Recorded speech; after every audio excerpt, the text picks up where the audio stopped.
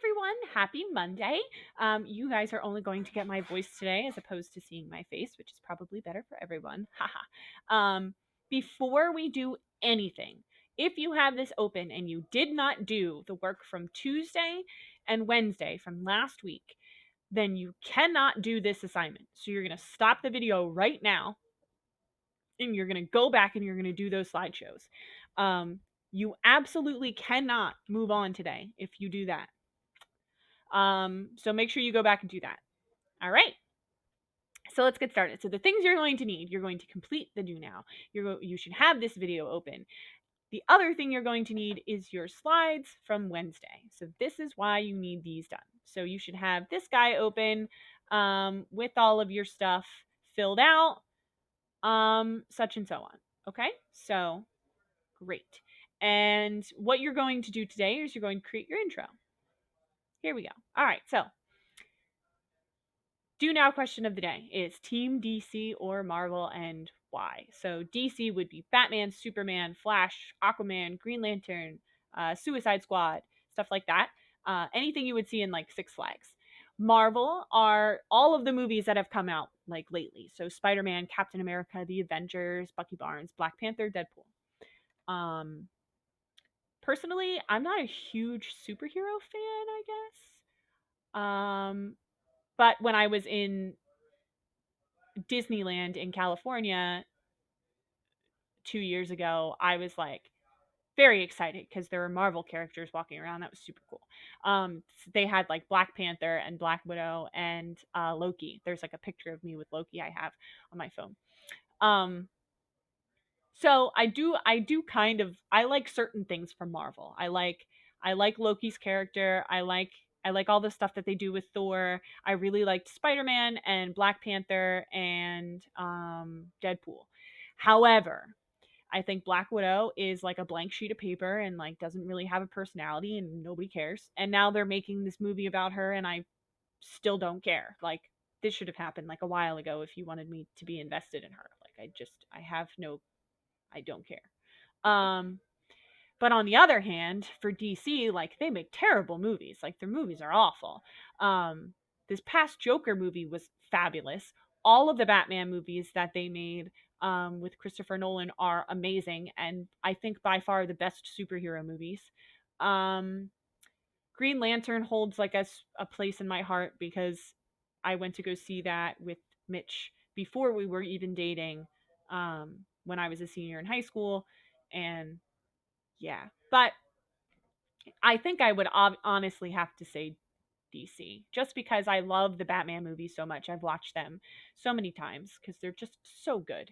And I rented the Joker movie, so I plan on watching that. Maybe I'll watch that tonight. I don't know. I've been watching Tiger Wild, which is insane. And if you get a chance to watch Tiger Wild, it's insane and really good. Okay, so take a second, answer that question if you need to. Pause the video so that way you can answer it. All right, so congratulations. You should have organized everything. Again, if you did not do 4-1 to 4-2, you have to go do it right now. You cannot do this without it. Okay, so before we actually start drafting the essay, we're going to go over some writing stuff.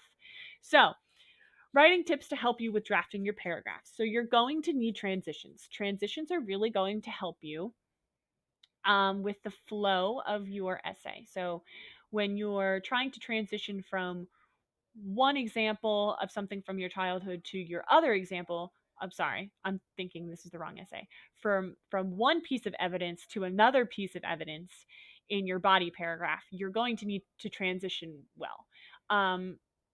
This is something that we'll practice using. So if your paragraphs at first lack transitions, that's totally okay. It's something we will come back to when we revise. We'll add transitions, we'll add strong words.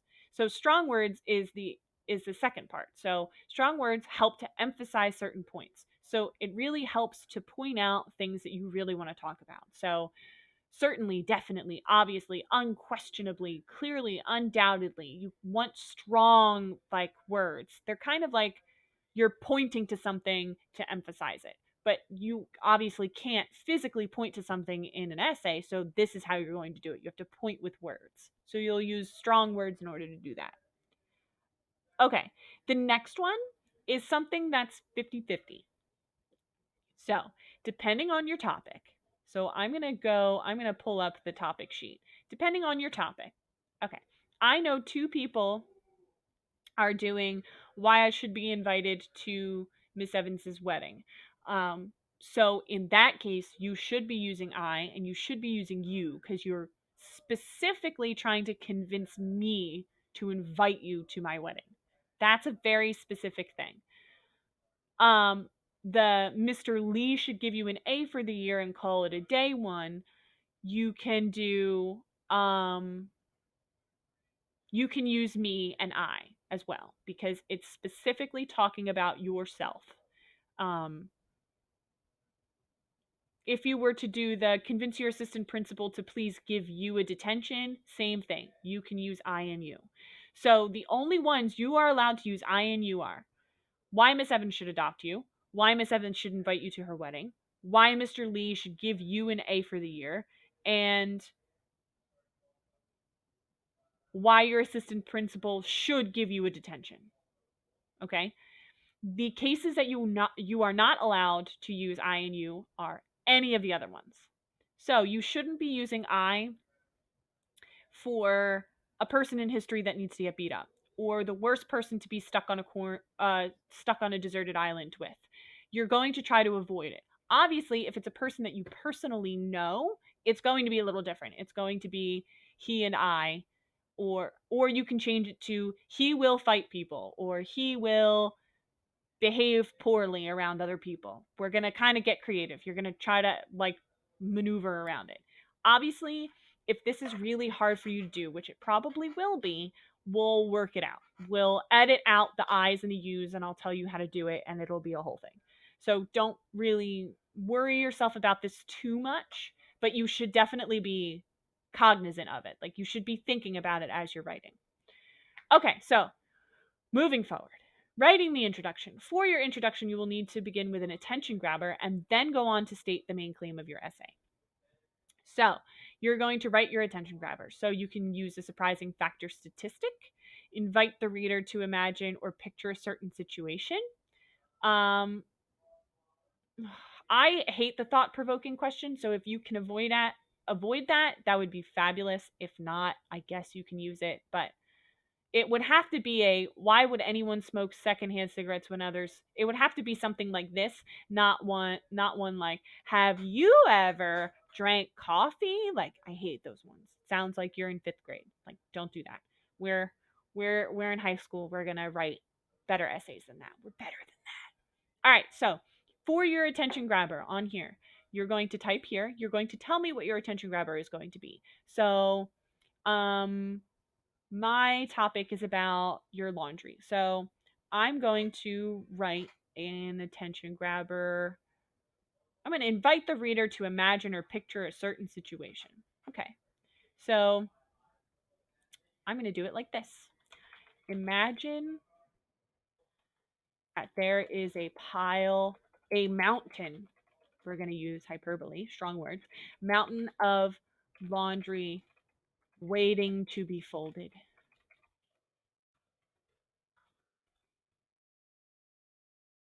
It is, oh no, mountain of laundry waiting to be washed.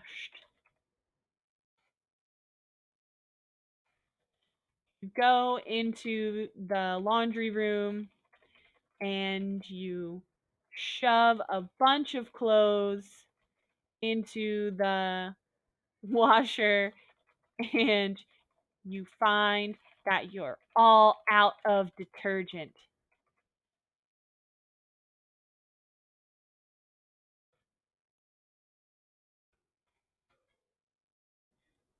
Maybe not. And you turn on the washer. You hear the gallons of water pour into the washing machine, and you find that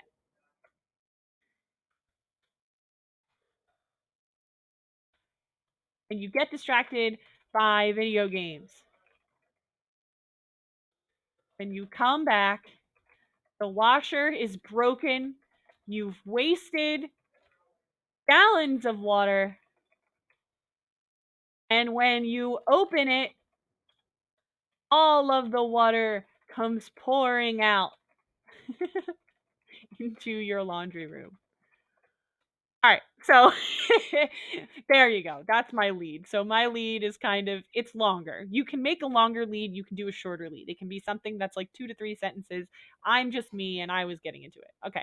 So the next thing you will need is a second sentence that says a little more about what you said in the first sentence. So say something a little more about what you were talking about. Um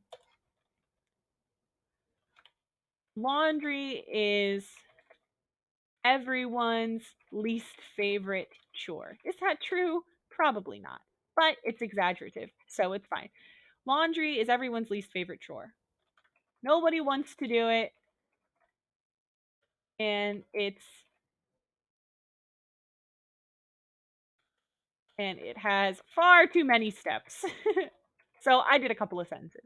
So your main claim. So this is where you're going to need your slides, right? So you should have your main claim right here in introduction. So for me, it was nobody should ever do their laundry and should just buy new clothes instead. So it should be, so that's what we're going to put.